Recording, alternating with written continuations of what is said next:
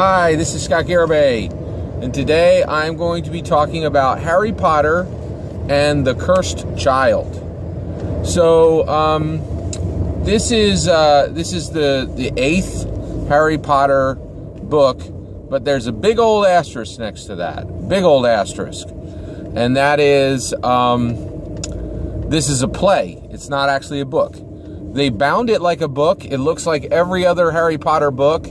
Oh, I want to stop right here. Spoilers all over this. Also, this is not a review of Harry Potter and the Cursed Child. This is commentary on Harry Potter and the Cursed Child. And the reason why is I did not buy it and I did not read it. And, you know, so just wanted to get that out there right before we go forward. So why am I talking about a book I didn't read, a book I didn't read, and a book I didn't buy? The reason why is I did buy every single Harry Potter novel, and I am a massive fan of Harry Potter. So so I keep a count. I currently have read, it's somewhere in the 480, you know, somewhere between 480 and 490 books in my lifetime. Actually, Harry Potter is my absolute favorite fiction series. I like it better than Lord of the Rings, better than any other book series I've ever read that is fiction, right? So, you know, I'm a huge fan. I saw every movie, huge fan of Harry Potter. What I am not a fan of, and so also let me talk about J.K. Rowling, because that's really what this entire commentary is about. It's really about, I feel Harry Potter and the Cursed Child is about J.K. Rowling. It really isn't really about Harry Potter at all. It's about J.K. Rowling. So I don't know what happened with J.K. Rowling, but so one, when she was writing Harry Potter, I think she was the most talented fiction writer of our century, right? I think she surpassed J.R.R. Tolkien, and she surpassed every other novelist that I've ever read, except one. I would say Neil Stephenson. I consider his craft higher than J.K. Rowling's craft. He's a better writer, but he never wrote a better book. I know that's a very strange thing to say. I'm a huge fan of Neil Stephenson, but I think, you know, as far as creating a story and particularly creating a series, J.K. Rowling has surpassed Stephenson. As a writer myself, I really have a huge amount of admiration for the craft that Neil Stephenson has. So it's a little bit complicated there. But what I'm not, so I'm a huge fan of J.K. Rowling's writing of the Harry Potter books, huge fan of how she handled the series. I'm not a fan of her opinion of her own work now. That is the real problem. So it is my opinion that J.K. Rowling is no longer a fan of the Harry Potter world. I don't think she is a fan of the Harry Potter character, of the Harry Potter world. And I think one of the reasons why is, I think, you know, it's very difficult to understand. You know, I've read a lot of her interviews, and she just does not seem enamored with the character. She does not seem enamored with the world. She does not seem enamored with her fandom. You know, she really, honestly, I can't remember the last time I saw her smile, right? Or say something that was joyful. I don't know how writing the, you know, most successful fiction novel series in the world makes you unhappy, but it really seems to have made J.K. Rowling unhappy. And so I think she, you know, she really desperately wants to be 100% done with the Harry Potter books. And that is incredibly sad to me. You know, I don't understand what happened or why she came to that opinion, but it's just sad, and I wish it weren't that way, right? But it is. And so that's one of the reasons why. So one, this book wasn't written by J.K. Rowling. It was written by another author. It's a play. It's the script for a play, right? And so, you know, I want another Harry Potter novel. And, you know, and my desire for that is incredibly strong. So strong that I really don't have a lot of patience for new content that is not in the format I want, right? And I can understand that that is a high demand for me as a fan, right? But it is, you know, I'm not going to buy a piece of art that I know there's about a 90% chance it's going to upset me, right? And so that's one of the reasons why I elected to not purchase this and go down another road, right? So it is, you know, and honestly, I'm very sad that J.K. Rowling has greenlit a prequel and greenlit a play, right? And the reason why is, my take on it is, one, you know, this is a fact. This is just an objective fact. Generally, people hate prequels. Hollywood knows this. They know it. They know it, right? And one of the reasons why is just look at every single prequel, right? Prometheus and the prequel, the Thing, which was actually a prequel to The Thing, and just and the Star Wars prequel trilogy. Like, just I could go on and on and on. Everyone knows everybody hates prequels, right? And they hate them because there's just a million reasons why people legitimately hate prequels, right? So I, for one, am not that super happy about a prequel either. I want to see where the story goes next. That's what everybody wants to see, right? And so it's just really sad to see J.K. Rowling's real, you know, tortured relationship with her own creation. Right, and I'm sad for her, you know, because I wish she was happier overall. The other thing that is really disappointing to me is, okay, I don't get why you don't like your own characters or your own world. I don't get that, JK. But all right, but let's posit it. Let's just, you know, establish it. All right, you're not a fan of Harry Potter anymore. You're not a fan of the Harry Potter world anymore. Okay. I get it, right?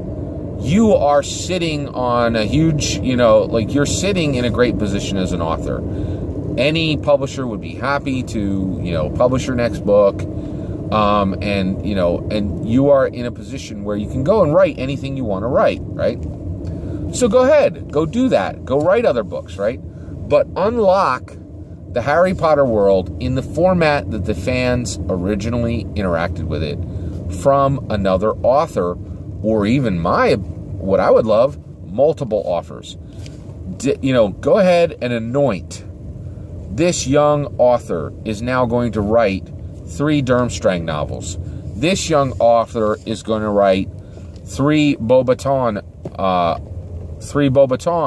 novels. And even these could even be prequels. Like I basically, I think a lot of times they don't want to move these stories forward with the you know, because prequels are just safer. You know, you can get some money even though it's not, you know. And so give me another author who's going to write Ilvermorny. And give me, you know, and so there's, you know, 3 other areas where you can just, if you're tired, if J.K. Rowling is tired of writing in that world, and there's still a huge demand for books in that world, fill the demand by unlocking the world for other writers. You know, and so that, you know, I don't understand why you wouldn't go down that road. And so that's one of the reasons why is, you know, to me, I read every book when it came out. I started at the 3rd book. I had to go back and get them. So I didn't start at the very beginning. But I certainly went back, you know, and I started the first book about 2 years after the series was out. And never looked back. And, you know, at the end of the book series, you know, books 5, 6, 7, I went to the book parties and all that kind of thing, you know. And so I want books in the same vein that we had before, right? And so I'm not really interested in a new movie, particularly if it's a prequel. And I'm not really interested in a play, especially a play that's being put in Britain where I can't see it, right? I you know, even beyond that, even if I lived in Britain, I'd have to be crazy rich to get tickets because there's only a few and they've become incredibly valuable, right? So those are all the things why I really have some beef with Harry Potter and the Cursed Child, right? In addition to that, now, there are some things that I do like about what she chose to do, right? So thank you for your patience with the things I don't like. And I am just getting it off my chest because I will admit there's a tiny bit of bitterness about this because, you know, the author-reader relationship is a relationship. You wrote the books, I read the books, and You know, and that's a relationship. And now, you know, I feel like one member of that relationship is like, I'm done with this. I don't want to, you know, I don't want to deal with my fandom. I don't want to deal with my characters. I don't want to deal with my world. And as a fan, I'm hurt by that. I'm hurt by her current indifference, or even, you know, just ill will toward her own characters and her own world. And so that's really challenging for me to see, right? Now, here's the thing I think are great. And here's, you know, and I still have goodwill toward J.K. Rowling, because I still think she's a genius. She's an absolute genius. And I truly believe she is the best author of the 21st century. I really think she is the best author of, you know, of the 21st century. I mean, without a doubt, right? And she's just a peerless fiction writer, just fantastic, right? So she still has bouts of brilliance, like sparks of genius, and some of them are, one, I really wish I could see this play, right? And I can't, right? So, but I have to admit, if you're gonna do, if you want to make a new piece of art fresh, choosing a new medium is exciting, and live theater is really cool. And I think it's, you know, and if I were super rich, and if I lived in Britain, I'd be probably pretty excited if I could get a ticket, right? So that's, you know, that would be great. And the other thing is, I really am excited that there are actors, and there are directors, and there are choreographers, or you know, I'm sorry about that. I don't think it's musical. There are, you know, there are set designers, and they are all getting to work in the Harry Potter world, and that is fresh and new and lively. And she is rolling the dice. She is trying something different. I have to give respect for innovation. I wish it was in a different form. I wish it was in a different location. But I absolutely recognize that what she's doing is pretty darn cool. So, you know, from an innovation perspective, that's great. The other thing is, Harry Potter and the Cursed Child is not a prequel. She is advancing the world. That takes a huge amount of courage, because there's a lot of problems with advancing a world, right? So, from fandom is notorious for not liking when you screw up advancing a world, right? So it's just, it'd be much easier for her to sit back on her haunches, and you know, and not do anything, you know. And so I have an incredible amount of respect for moving the story forward. I really wish it was in the format it began in, but I think it's great that she did a play, and I think it's great that she did a and that she's that the play is not a prequel. That did take courage, and she is showing innovation. So there. I definitely really try to keep my comments positive when I'm on the internet, and I know that this topic I'm fairly negative on. So one, if you reach this point in this content, I really appreciate your patience. I wish I was more. I had more goodwill toward this, because I really do understand that I owe perhaps I owe J.K. Rowling, you know, more goodwill than I have at this point, because the books provided me with such an incredible span of intense joy for probably 10 years, you know, however long it took to write those books, and I think it was a 10-year span. And you know, so that was, you know, and even to this day, just talking with my friends and with my buddies, I really enjoy just talking over, you know, Harry Potter and postulating about different things within the book. So I still have joy there. So thanks for your patience. I'm sorry this was not a more positive commentary, but that I was excited when I saw that the book was there, and I definitely wanted to put my comments out on the book itself. Take care.